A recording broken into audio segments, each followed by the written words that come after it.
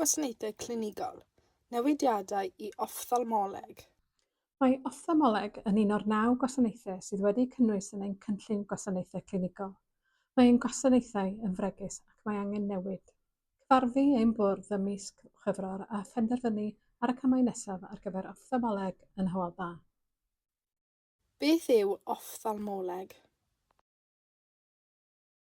Offthalmoleg yw trin clefydau ac anafiadau llygaid yn ogystal â gweithdrefnau llawfeddygol ar y llygaid ar gyfer plant, pobl ifanc ac oedolion.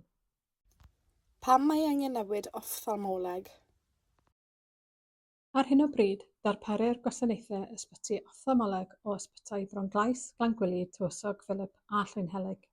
Yn y gymuned, darperir clinigau cleifion allanol mewn nifer o leoliadau. Mae'r gwasanaeth yn wynebu sawl her. Mae hyn yn cynnwys mwy o gleifion yn aros i gael eu gweld na chyn pandemig Covid-19, a'r cleifion hynny yn aros am amser hir i gael eu gweld. Beth oedd penderfyniad y bwrdd? Dewisodd ein bwrdd opsiwn 99, opsiwn o ddatblygwyd gan ein cymuned. Pan gaiff ei weithredu, bydd hyn yn dwyn ynghyd y prif wasanaethau ysbyty gan gynnwys gofal llygaid brys yn ysbyty Glangwili. Bydd gwasanaethau diagnostig a chleifion allanol yn parhau i fod ar gael yn Llwynhelig. O dan y penderfyniad hwn, ni fydd ysbytau Bronglais a Tywysog Philip bellach yn darparu gwasanaethau gofal llygaid wedi'u cynllunio. Mae llawer o'r gwasanaethau Offthalmoleg yn cael eu darparu o leoliadau cymunedol. O dan y penderfyniad hwn, penderfynodd y bwrdd y byddai ysbyty Dyffryn Aman yn darparu cleifion allanol ar gyfer pigiadau llygad yn ogystal ag achosion dydd ar gyfer cataractau. Bydd gwasanaethau hefyd yn parhau i gael eu darparu gan ganolfan gofal integredig Aberteifi a chlinig llygaid ffordd y gogledd yn Aberystwyth.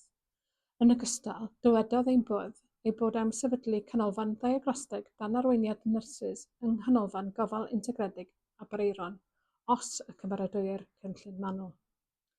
Nod y penderfyniad hwn yw creu gwasanaeth mwy cynaliadwy a gwella amseroedd aros i gleifion drwy ganolbwyntio arbenigedd gofal llygad mewn llai o safleoedd. Sut fydd hyn o fydd i gleifion? Bydd y newidiadau hyn yn ei gwneud hi'n haws i lawer o bobl gael eu gweld yn agosach at adref ar gyfer gofal llygaid. Bydd dod o'r gwasanaethau arbenigol at ei gilydd yn Glangwili yn helpu i ddod ag arbenigwyr llygad at ei gilydd mewn llai o leoedd, fel bod cleifion yn cael eu gweld yn gynt. Bydd hyn yn cryfhau ein gwasanaethau ac yn ein gwneud yn fwy cynaliadwy, a bydd hefyd yn golygu y gall staff gydweithio'n agosach a chefnogi ei gilydd. Rydym yn gwybod bod rhai cleifion angen pigiadau rheolaidd i atal gweithygu ei golwg. Bydd y pigiadau hyn yn parhau i ddigwydd yn agos at adref, felly nid oes rhaid i bobl deithio ymhell i amddiffyn ei golwg. Beth sy'n digwydd nesaf?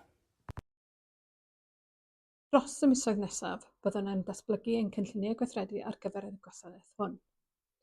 Byddwn yn cyfathrebu â'n cleifion a'n cymunedau cyn i unrhyw newidiadau gael eu gwneud. Yn y cyfamser, bydd cleifion yn parhau i gyrchu gwasanaethau Offthalmoleg yn yr un ffordd a maen nhw'n gwneud nawr. Yn fyr. Yn fyr, dyma fydd y drefn ar gyfer Offthalmoleg. Bydd y prif wasanaethau gofal llygid arbenigol a brys yn ysbyty Glangwili. Bydd apwyntiadau lleol yn ysbyty Dyffryn Aman, canolfan gofal integredig Aberteifi, clinig llygad ffordd y gogledd yn Aberystwyth ac yn Llwynhelig gyda'r nod o ddarparu gwasanaethau hefyd yng nghanolfan gofal integredig Abereiron yn y dyfodol. Bydd y gwasanaethau llygad yn dirwyn i ben yn ysbyty Bronglais a Tywysog Philip. Bydd hyn yn golygu gofal cyflymach, gwasanaethau cryfach. Bydd pigiadau sy'n arbed golwg yn dal i gael eu darparu yn lleol. Ewch i'n gwefan i ddysgu mwy. https://